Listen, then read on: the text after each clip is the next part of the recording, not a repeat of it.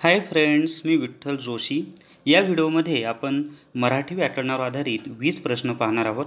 तत्पूर्वी तुम्ही जर विठ्ठल जोशी माझं चॅनल सबस्क्राईब केलं नसेल तर या व्हिडिओच्या खाली लाल कलरमध्ये असलेलं सबस्क्राईब हे बटन टच करा, म्हणजे विठ्ठल जोशी माझं चॅनल सबस्क्राईब होईल आणि माझे नवीन येणारे इतर व्हिडिओ तुम्हाला पाहता येतील. तसेच मराठी व्याकरण या विषयाचा अभ्यास करण्यासाठी स्क्रीनवर दिसत असलेलं अभियज्ञ मराठी व्याकरण हे पुस्तक तुम्ही विकत घ्या.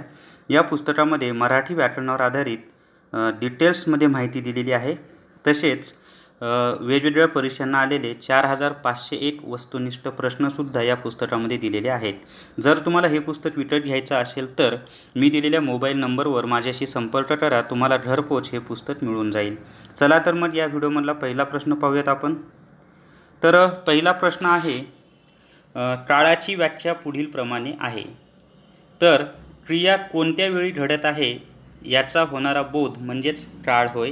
क्रिया कोणत्या वेळी घडत आहे याचा होणारा बोध म्हणजेच काळ होय. लगीनघाई शब्दसमूहास योग्य शब्द निवडा. आता लगीनघाई म्हणजेच गोंधळ.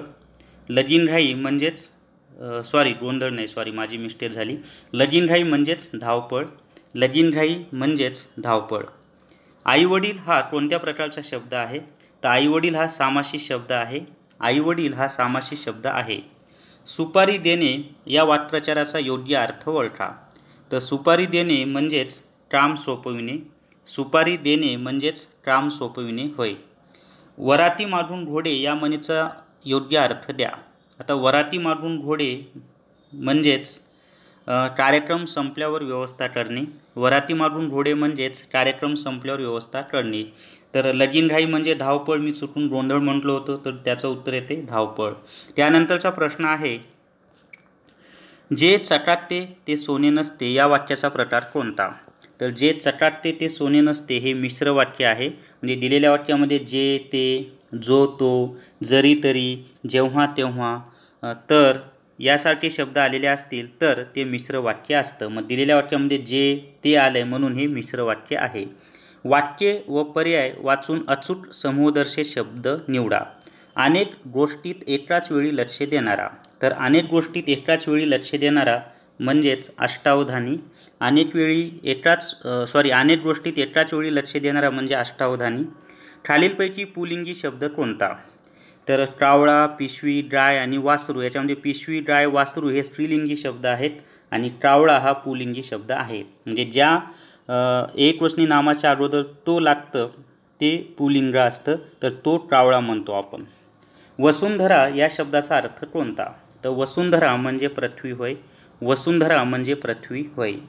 अबब केवढा हा उंच उंच कडा या वाक्याचा प्रकार सांगा.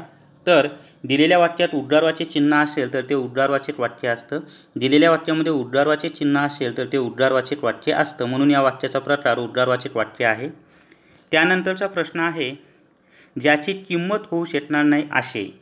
तर ज्याची किंमत होऊ शकत नाही त्याला अनमोल असे म्हणतात. ज्याची किंमत होऊ शकत नाही त्याला अनमोल असे म्हणतात. काळ ओळखा आणि वाक्य आहे, मी कादंबरी वाचत होतो. आता मी कादंबरी वाचत होतो, तर या ठिकाणी पहा क्रियापद आहे वाचत होतो. धातुसाधिताच्या शेवटी त आहे आणि त्यानंतर होतो आहे. होतो हे भूतकाळातील आहे, म्हणजे हे उदाहरण आहे अपूर्ण भूतकाळ.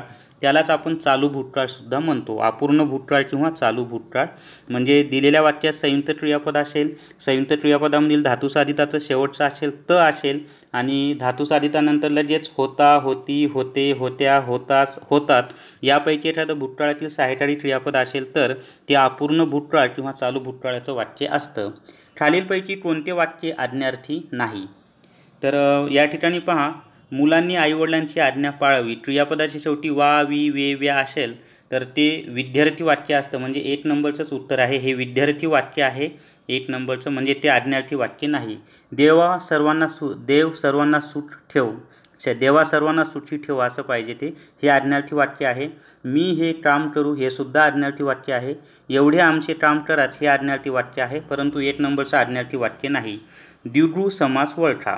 आता द्विगु समास दिलेल्या पर्यायामध्ये चतुर्भुज हे द्विगु समासाचं उदाहरण आहे।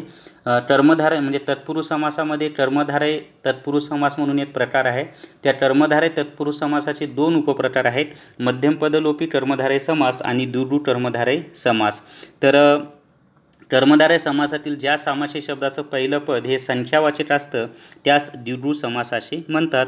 चतुर्भुजमध्ये पहिलं पद आहे चतुर, ते संख्यावाचक आहे, म्हणून हे द्विगु समासाचं उदाहरण आहे। आणि चतुर्भुज म्हणजे चार भुजांचा समूह। खालील वाक्यातील प्रयोग ओळखा। तिने चिंच खाल्ली। आता इथे पहा, हे वाक्य टर्मनी प्रयोगाचं आहे, कारण या वाक्यात कर्ता आहे तिने, टर्म आहे चिंच आणि क्रियापद आहे खाल्ली। जे टर्म आहे त्याला कोणताही विभक्ती प्रत्यय लादलेला नाही आहे। मग दिलेल्या वाक्यातील टर्माला कोणताही विभक्ती प्रत्यय लादलेला नसेल तर ते टर्मनी प्रयोगाचं उदाहरण असतं। म्हणून याचं उत्तर आहे टर्मनी प्रयोग। अनेक वचन करा। तळे, तर खूप जण या ठिकाणी फसतात, तर तळेचं अनेक वचन होतं तळी, 4 नंबरचं याचं उत्तर आहे। तळेचं अनेक वचन आहे तळी। त्यानंतरचा प्रश्न पाहूयात आपण। मासा या शब्दाचा समानार्थी शब्द कोणता? तर मासा या शब्दाचा समानार्थी शब्द पहिला ऑप्शन आहे नर, दुसरा मनुज, तिसरा शूट आणि चौथा मीन। तर मासाचा समानार्थी शब्द आहे मीन। मीन रास असते पहा, तिथं 2 मासे दाखवतात, तर मासाचा समानार्थी शब्द आहे मीन। निर्गुण या शब्दाचा विरुद्धार्थी शब्द कोणता?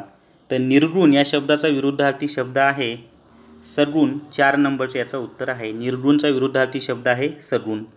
स्वच्छेने केलेल्या कार्याबद्दल सन्मानाने दिला जाणारा मोबदल्यास काय म्हणतात? तर स्वच्छेने केलेल्या कार्याबद्दल सन्मानाने दिला जाणारा मोबदला त्यास मानधन असे म्हणतात। 3 नंबरचा ऑप्शन आहे। मज्जाव या शब्दाचा अर्थ स्पष्ट करणारा योग्य पर्याय कोणता? तर मज्जाव म्हणजे बंदी, आपण मज्जाव केला असं म्हणतो ना, म्हणजे बंदी घातली। खडा टाकणे या वाक्प्रचाराचा अर्थ कोणता? आता खडा टाकणे म्हणजेच अंदाज घेणे, खडा टाकणे म्हणजेच अंदाज घेणे।